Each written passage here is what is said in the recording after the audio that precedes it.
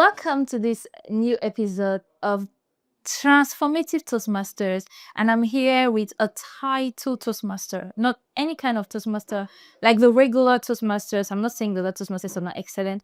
I'm just saying that I'm here with a title Toastmasters today. And today we are going to be exchanging on wider concepts of Toastmasters from a wider perspective, from an international Toastmaster who has gone to various places with Toastmasters and done various things with Toastmasters. No wonder he's a title Toastmasters. And this title is the DTM title. Various people give different meanings to this title, but I'll let our guest today be the definer of his own title. And I hope that you enjoy yourself as you sip your coffee. And remember to sip your coffee, rest, relax as you listen to this podcast today. So now I'm giving the floor to the guest of the day, the man of honor. Good evening, DTM. Good evening, Ito. I'm so happy and I feel very honored to have a DTM in our midst. And I think Toastmasters watching us will feel the same way. It is not everybody that is a distinguished Toastmasters, right?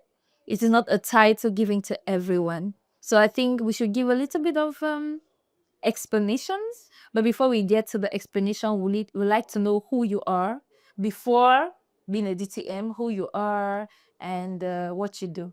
Thank you so much, Ethel, and thank you for having me on this podcast. It's really an honor, and congratulations on taking up the initiative to Thank you very have this podcast going. I am Gaston KWA. I'm a lifelong learner. That's how I describe myself. I have more than a decade of years experience in banking, in public affairs, and also in the sustainable finance space. I'm a person that is intrigued by the power of words to transforming the destinies of individuals and of communities. Hence, my commitment to having Toastmasters cross the path of many more people, not only on this continent, but across the world. That's who I am. I'm a father. I'm passionate about the human being. And maybe that's also one of the reasons the leadership aspect of Toastmasters and the values that Toastmaster vehiculate really spoke to me the first day I went to Toastmasters.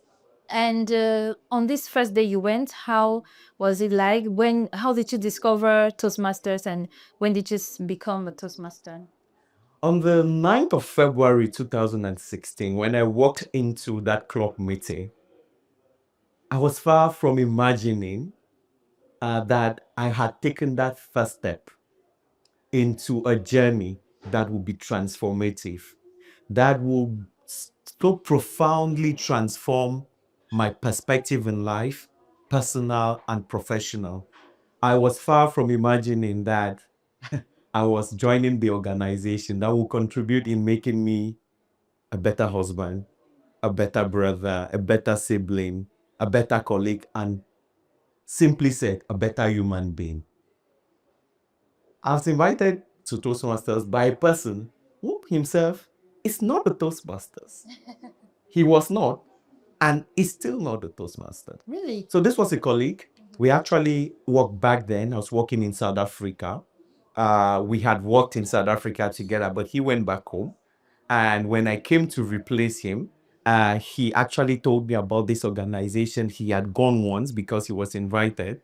And the people were so kind, the people were so nice, the people were so welcoming to him, and that he had a lot of people around him say a lot of good about Toastmasters, and that what we're working on together, which was improving our presentation and communication skills, it's something the organization could help. So on that 9th of February, I took the courage, and like every Cameroonian, with a lot of fear in my heart, because I mean, anything that contains club for us has some sort of connotation. Yes. I actually sent an email to my mom back then saying, hey mom, I've gone to this location. This is the address. If after this time I've not come back, please do what you have to do. And I went, walked in there, listened to someone speak, saw how they were evaluated. I noticed that they were clapping whenever someone stood up to speak and whenever someone had finished to speak. And I was like, but this is the place. You need a place where you're being cheered up. Even when you are not at your best, cheering you up to become the best person that you can. I listened to the evaluations, I listened to the speeches. I went there to become a better facilitator, to become better at presenting my material, but I stayed because of the values. During that meeting, they told us, there was a speech about Toastmasters values of integrity, respect, service, and excellence. And I told myself, passionate about development in Africa, if people, if 10% of people on this continent get these values that are vehiculated by this organization, I think our communities will become better places, our country will become better places, and the continent altogether will become better in terms of governance, economically speaking, and socially speaking too. That's my first day at Toastmasters. Wow. Your first day at Toastmasters definitely changed your life in general, because your first day at Toastmasters opened your mind to not only wanting to improve your communication skills, but to values that you want to uphold as a professional where you were already. Meaning, when going to Toastmasters, you already had something in mind that you were going to develop. Not like some of us that were like, okay, let's try, and all of that. And I'm sure that's what led you into becoming such a dedicated Toastmaster to the level of becoming a DTM. So now let's dive into what a DTM's journey looks like, because I believe that it's a very long and very demanding journey, because I looked at your profile. You have to sponsor some clubs, you have to mentor clubs before mentoring people and persons, and I think it's not an easy task to do. So how was the journey like? How did you navigate from one step to the next until you finally got that distinguished Toastmasters title? Yes, distinguished DTM actually means Distinguished Toastmasters. And it's the highest educational achievement in Toastmasters International. This is an award that is bestowed upon the Toastmasters in recognition of his commitment to his personal education, his commitment to the development of others, and his commitment to the development of society as a whole. That's why to become a distinguished Toastmasters, you should have completed two parts, yes, which is part of the Toastmaster pathways. I think we will speak about what pathways is and how the access that. You need to complete those two. You then need to be a mentor to a club. Being a mentor to a club means, well, you came into Toastmasters, you've had the opportunity of developing, honing your communication and your leadership skills, and now you're helping to spread the vibe. Sort of like mentoring a club means you're helping support the creation of a club. You're actually helping more people to meet the Toastmasters way of learning, so that the experience is had by much more people. And then you have to either sponsor a club or do a speechcraft or do a youth leadership program. And now a new a requirement has been added, which is that you haven't participated in the development of a club success plan and participated in a district organized training for club officers. When you've done that, you now complete what they call a DTM project, which is sort of a capstone project. A capstone project meaning it's like the project coming at the end of all of this journey. It could be a project in your community, it could be in your company or your organization where you work. It could also be a personal project, but it has to be a project that benefits the society, that benefits the organization as well, in terms of maybe the values that the organization vehiculates, or also you organizing a project in your community that can maybe help raise funds, or maybe help empower people that need these skills to be empowered and all that. So those are the steps. But one thing I must say is, like in every meaningful journey, it is the process that matters, not really that title. It's like, I was lucky this year to have gone up to the peak of Mount Cameroon. I can tell you, when you get up there, you don't even stay at the peak for 3 minutes because it's so cool. If when you were going up, you were only focused on getting to the peak and not enjoying the process of going, not enjoying the conversations with the people, not enjoying the scenery, I bet you'll be disappointed when you reach up there and only spend 3 minutes and start running down the game. So that's it. So DTM is actually an invitation to do more work.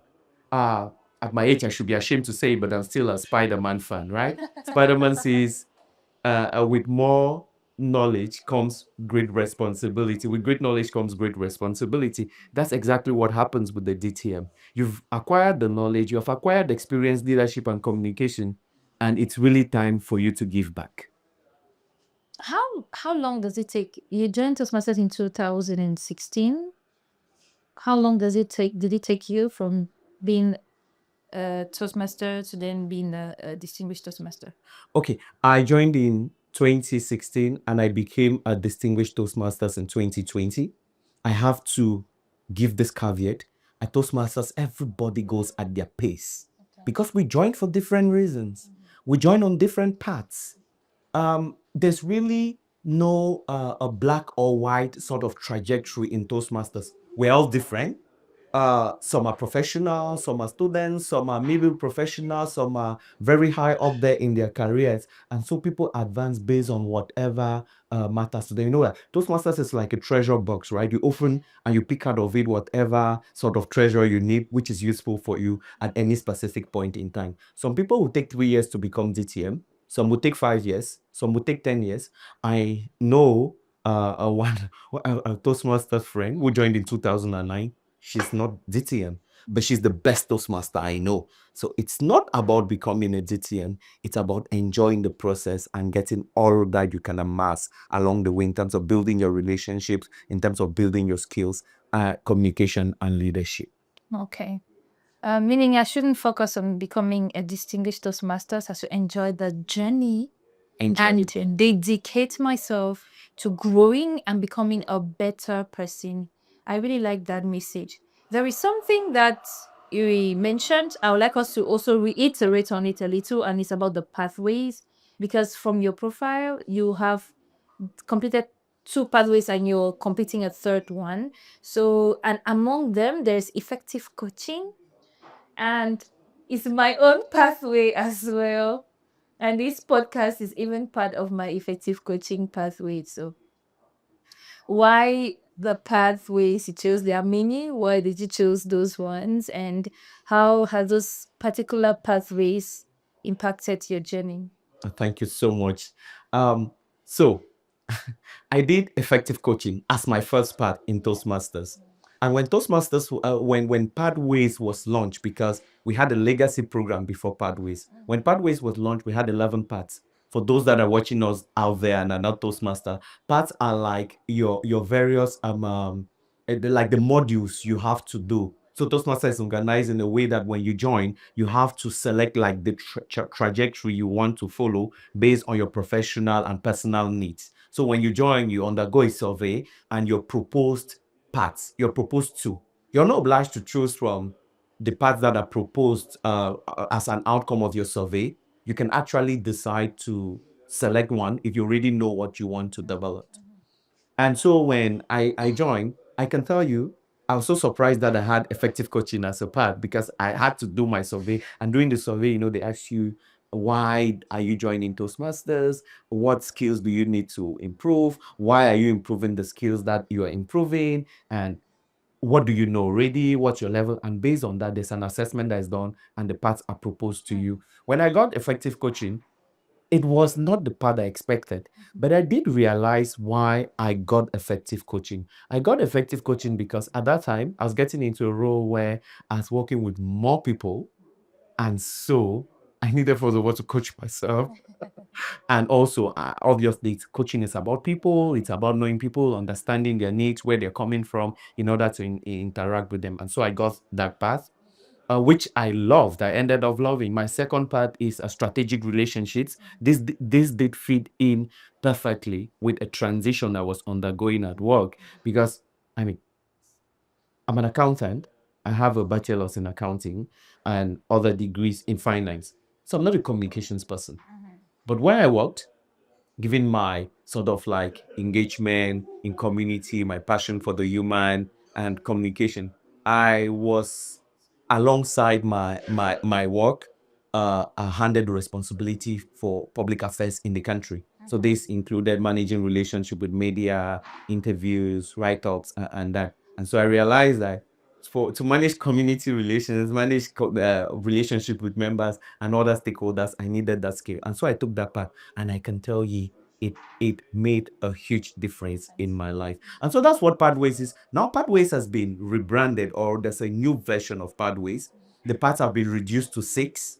So now, if you are joining today, as is the case with most of the persons that are watching us, you will be given a choice between a path on dynamic leadership, a path on motivational strategies, a path of persuasive influence. Also, you will have other paths that you can choose from. So the 6 of them. And when you join, you undergo the survey, or you can actually choose based on like conversations with your mentor in the club, and other people too that can guide your decision. So Pathways is really it, and it really offers people, depending on what they want, where they are, various resources that they can use to develop their communication and leadership skills. Okay. There's this DTM process. There's an activity you have to organize, and you have to make a choice of the activity that maybe will have more impact for you depending on your objectives. So would you mind sharing with us the activity you organized and how that activity was able to impact you in one way or the other? Okay, so as part of my learning journey, I had completed all of the other requirements in the DTM sort of like trajectory, which again, it comes natural. I mean, it's not, DTM is not supposed to be an objective, because it's a natural result of your commitment to Toastmasters. Because if you're a Toastmaster, you'll be completing your parts because you're doing the speeches, you're doing the various projects in the speeches, and even club creation, and helping people organize themselves into clubs. That comes natural. So DTM is not, in my opinion, supposed to be an objective, because it's a natural offspring of your commitment and engagement to your learning. So what I did, when I reached the stage to organize the activity, I'd always wanted Toastmasters, like I mentioned earlier, to extend to much more parts of Africa, to much more parts of Cameroon. My dream really is for Toastmasters to cross the path of more people. And so gathered a group of Toastmasters. We worked together as a team. We went to the Southwest, did a demo to organize Toastmasters in the town of Boya and the Southwest in general. So we did gather people to tell them what Toastmasters is all about. And from that, we born a few projects, which we are following up now, which would result into full-blown clubs. But the idea was really to initiate that conversation with the people in that town, because actually I remember before the crisis, we had some people that were leaving Limbe every Thursday evening to come to Douala to attend one of the English speaking club sessions. Wow, with the crisis, it became more complicated for them to do that. And so this was a way of like reviving the flame and saying, well, Toastmasters originates from the US. It's really Anglo-Saxon, even in the spirit of it. But it's sad that it's not yet reached the English speaking parts of the country. And so that activity was a move to introduce Toastmasters to the English parts of the country. And what I can tell you is that there are a lot of conversations ongoing with persons who attended that event, and others were informed about the existence of that event, about the creation of clubs and other activities that are currently happening in that part of the country. Okay, I think I've heard about one of those activities as well. It will be really interesting because it's quite how should I put it? Should I say it's quite painful or difficult to realize that Toastmasters population in Cameroon is mostly French speaking than English speaking. So it's something we need to see how we can really include the Anglo-Saxon methods of Toastmasters into all these places in Cameroon. Yeah. When I first met you, I think it was for a competition. You were there as a mentor. So I believe mentoring is one of the activities you carry out the most as a DTM. And trust me, I have not, I don't know if I've reached a level of becoming a mentor, but I have coached. I can say I've coached a few people, and it was so tough. It was so difficult. Sometimes you reap, you don't understand if you're reaping what you're sowing. It's complicated. So how do you go about mentoring and having that strength and that everything? Okay, so again, for those that are watching and are not Toastmasters, Toastmasters is built on the premise that the best way to learn something is to do it. So Toastmasters foundation is learning by doing, meaning you cannot just read books about swimming and then go swim. You cannot just read books about driving and then go drive. And if Samuel Eto'o just read books about football, I don't think he would have been who he is, right? So that's really the Toastmasters philosophy. And so it's underpinned by mentoring and feedback. Those are the two key things in Toastmasters. So there's no teacher, there is no student. You all have standardized resources that are available online and accessible to everyone. And when you prepare a project, you are given resources to prepare. And also your mentor in the club who's been assigned supports you in that. It's sort of a buddy system. So when you become a member, Toastmaster, your club assigns you a mentor who works with you on improving the points you've come to improve. Could they be leadership, or they could be leadership or communication? So your mentor's role is really to handhold you. In Toastmasters, officially it's 6 months, but I still have the mentor I had when I joined Toastmasters. So some relationship lasts forever, but officially that person is supposed to work with you for 6 months. And by the way, every other Toastmasters in the club is a mentor, because everybody is entitled to giving you feedback. So in the club, when you do a speech, for example, one person will give you a formal feedback, which will be read to the club, but everybody is entitled to giving you a nice word. This is what I loved about your speech. I think this is what you could have improved, because really it's a nurturing, a positive, reinforcement sort of environment. So mentoring is a key aspect of the Toastmasters way, which is also based on the feedback you get during the sessions. Mentoring is difficult, but Toastmasters helps with that. We have even a path that a specific module just on mentoring. How do you mentor? What are the responsibilities of the mentee? What are the responsibilities of the mentor? How do you manage the relationship? How do you sustain that relationship? And I bet you this goes even beyond Toastmasters, because this also helps you. Like for example, you come and you complete that module at Toastmasters. It will help you to also sustain your relationship with your mentors that are outside of Toastmasters, your mentors in life, your mentors in church, your mentors in your company or your organization in which you work. So Toastmasters understands that we have different levels of expertise and understanding on various topics. And so before you delve into anything, a specific training is provided. And there are also people that have been there before. So you're not only entitled to one mentor, but you're entitled to having as many as possible. Yes. Okay, now we have spoken about mentorship. We've spoken about personal influence of Toastmasters in your life. We've spoken about all this. We also like to understand how it has improved your leadership, because the pillars of Toastmasters is communication and leadership. And you seem from from the conversation we're having to be a very ambitious human being with great mind about the leadership of Africa, because you mentioned Cameroon and Africa at large. So looking at the journey that you're going through and everything, how has your leadership shifted, or your leadership mentality shifted? Because for me, I totally love Toastmasters leadership method, because you can never represent in Toastmasters for 2 years. Well, it's true there are exceptions, but it's a 1 year mandate, and I totally like it because you have those 1 year to make impact, and that's it, like one chance.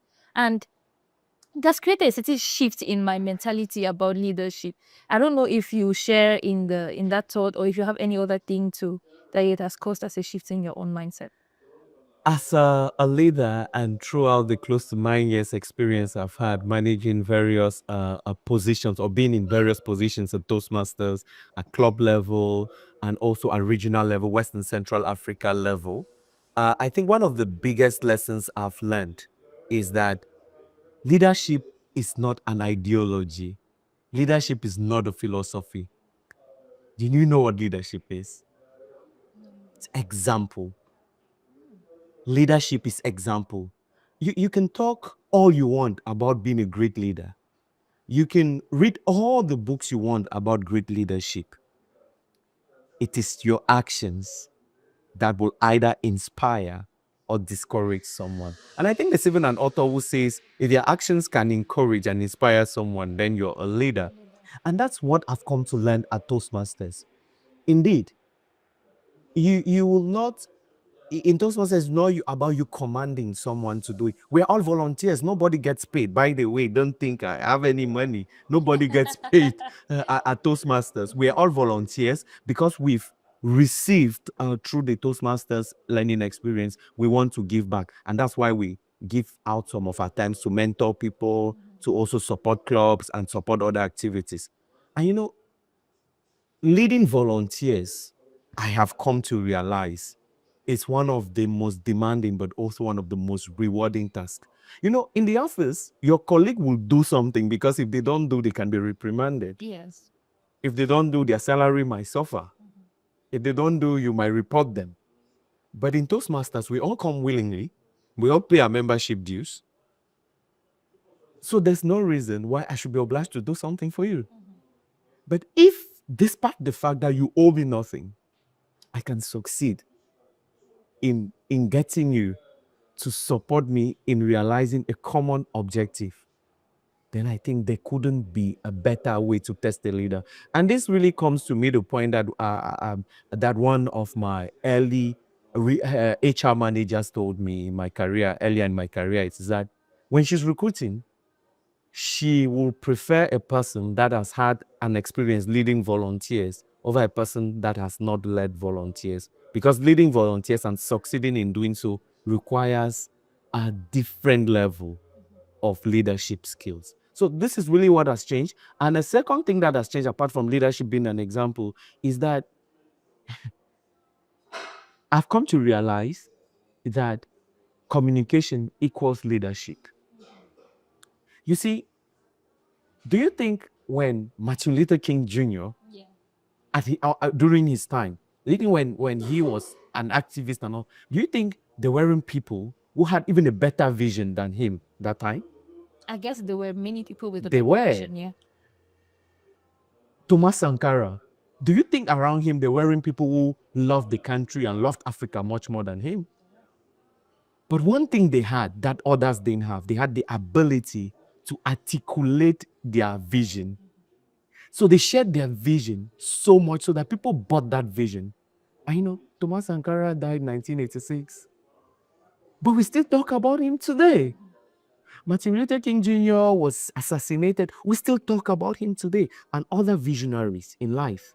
We can name them, the Einsteins and all of these other people. Communication equals leadership. You could have the best idea in the world, but if you're unable to communicate, to articulate that idea, if you're unable to sell it, if you're unable to rally people to your cause, you can't create a movement. You can't create that startup. You can't sell that product of yours. You can't scale it. And therefore you fail. But the person that has a mediocre product, but can sell well, can organize a movement, would be followed. Those are the two lessons. Leadership is about example, and communication equals leadership. No wonder the pillars of Toastmasters is leadership and communication, because they work hand in hand. Yes. We cannot be a leader if you cannot articulate well. And leadership also works with action. Really amazing lessons that our listeners, our viewers should take back home. If you want to be a practicing leader, make sure your actions speak for themselves. Let the way you live your life be able to show to others that, yes, indeed, what you say is what you practice and is what you do. Thank you very much for gracing us with those wonderful and amazing words. I would like to know one last thing from you before we close this session. Do you still have ambitions in the Toastmasters? Maybe a role you never performed or something you didn't get that you still want to get from Toastmasters? Something you feel is going to be an addition to your career so far? I think as a follow-up to the conversation we just had, right? We can say you need to be articulate not only in words, but you need to be articulate in actions to be a leader. So leadership is being articulate in words and be articulate in action. One can't go without the other. That's why we say leadership is example. Toastmasters is not a career. And I didn't join Toastmasters to do a career. And we do not become Toastmasters for the sake of Toastmasters. No. We become Toastmasters because we want to gain a skill that will benefit us, that will benefit society. You know, Russ Medley says, Russ Medley is the founder of Toastmasters. He founded Toastmasters 100 years ago. He says, we're really the only organization that is focused on the individual. You know, out there, you could have organizations that are focused on ending poverty, that are focused on development, that are focused on production. The Toastmasters is focused on transforming the individual, because a transformed individual will transform the world, will transform their company, will transform their family. Imagine if people in couples could all communicate so perfectly. Imagine if our cultures could be communicated to each other in a perfect way. I think our world would be more peaceful, our families will be more united, our companies or our organizations will grow better because there'll be harmony. So for me, I think there's a book I discovered through Toastmasters, which is and the concluding words, or among the one what I read in the book is, Sanjita Badal and Jim Clifton, a book called Born to Win.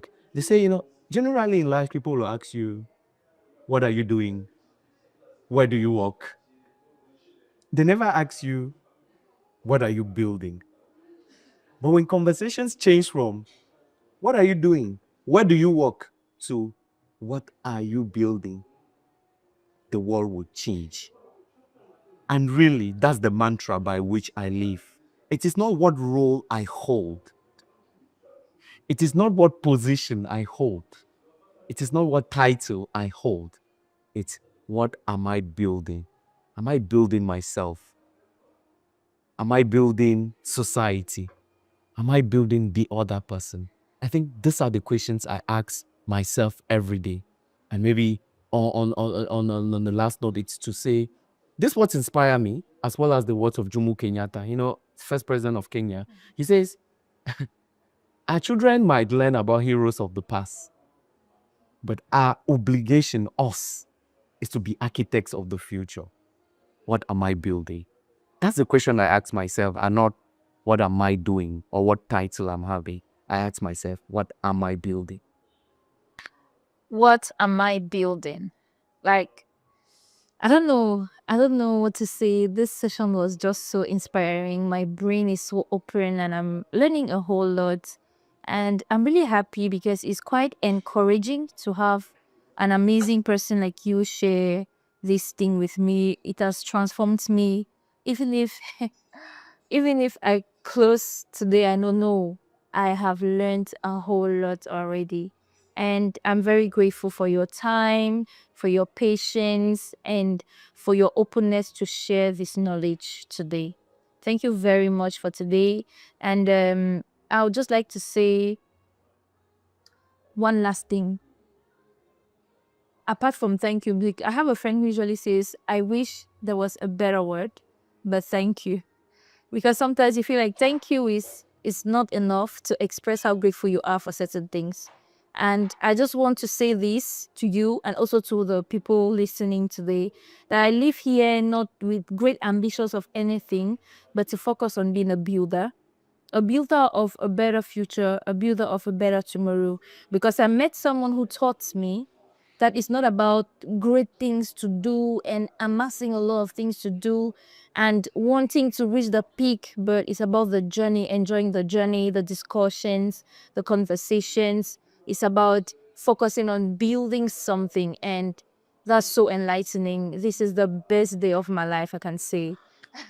Thank you so much, DTM. Thank you, ladies and gentlemen, for honoring us and listening to us. And we are going to leave you guys with just one message: be a builder and not a doer. Have a wonderful evening. Thank you for having me. Thank you very much.